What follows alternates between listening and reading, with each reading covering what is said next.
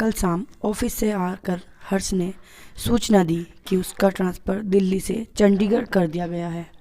यह खबर सुनने के बाद से तानिया के आंसू रुके नहीं रुक रहे हैं। उसने रो रो कर अपना हाल बुरा कर लिया है। हर्ष, मैं अकेले कैसे सब कुछ मैनेज कर पाऊंगी?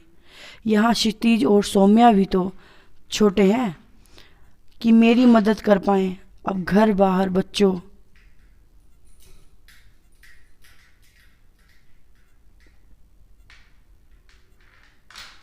की पढ़ाई के सब कुछ अकेले में कैसे मैनेज कर पाऊंगी? यही सोचकर मेरा दिल बैठा जा रहा है, तानिया बोली। तानिया के मुंह से ऐसी बातें सुनकर हर्ष का मन और परेशान होने लगा। फिर बोला, देखो तानिया, हिम्मत तो तुम्हें करनी ही पड़ेगी। क्या करूं, जब कंपनी भेज रही है तो जाना तो पड़ेगा ही। प्राइवेट नौकरी है, ज़्यादा नानुनुकुर की तो नोटिस भी थमा सकती है हाथ में, और फिर भेज रही है तो सैलरी भी तो बढ़ा रही है। आखिर हमारा भी तो फ़ायदा हो रहा है। जाने में सैलरी बढ़ जाएगी तो घर का लोन चुकाने में थोड़ी आसानी हो जाएगी। थोड़ी देर चुप रहने के बाद तानिया का तनाव थोड़ा और कम करने के लिए हर्ष फिर बोला, देखो तानिया, महीने का राशन मैं खरीद कर रख ही जाऊंगा। सब्जी वाले रोज़ घर के सामने से आते हैं, उनसे ले लिया करना। अगर वक्त बेवक्त कोई और ज़रूरत पड़ती है तो आसपास के लोग हैं ही। इतना रिश्ता तो हमने बना रखा ही है हर एक से कि एक फ़ोन करने पर कोई भी आ खड़ा होगा। मगर हर्ष के समझाने का तानिया पर सकारात्मक प्रभाव नहीं पड़ रहा था। दरअसल 10 सालों के वैवाहिक जीवन में यह पहला अवसर आया था जब तानिया को हर्ष से अलग रहने की ज़रूरत आ पड़ी थी।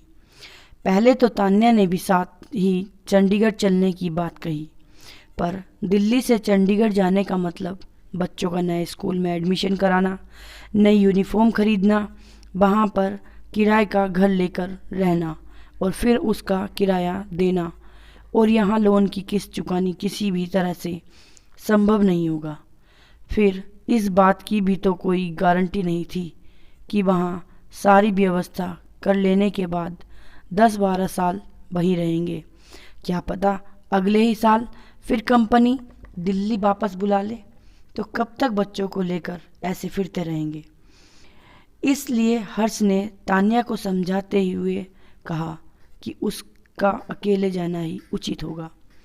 हर्ष को अगले ही सोमवार को चंडीगढ़ ऑफिस ज्वाइन करना था, इसलिए वह बुझे मन से जाने की तैयारी करने लगा। हर्ष भी पहली बार अकेला रहने जा रहा था, इसलिए मन ही मन घबराहट उसे भी बहुत हो रही थी। बचपन से आज तक अपने हाथ से एक गिलास पानी तक लेकर नहीं पिया था उसने। पहले माँ और बहन, और फिर शादी के बाद तानिया उसके सारे काम कर दिया करती थी। हर्ष मन ही मन सोचकर परेशान हो रहा था कि कैसे वह अपने कपड़े धोएगा, बेडशीट बदलेगा, कमरे की सफाई करेगा, खाना नाश्ता तो बाहर कर लेगा या टिफ़िन लगवा लेगा, पर कभी चाय पीने का मन हुआ या बीच में भूख लगी तो क्या करेगा। मगर तानिया और बच्चों की चिंता में वह अपनी परेशानी के बारे में कोई चर्चा नहीं कर पा रहा था, और न ही तानिया का ध्यान इस पर जा रहा था कि उसका पति उसके बिना अकेला कैसे रह पाएगा। धन्यवाद। इसका आगे का देखने के लिए हमारे चैनल को सब्सक्राइब करें, बेल आइकन को दबाएं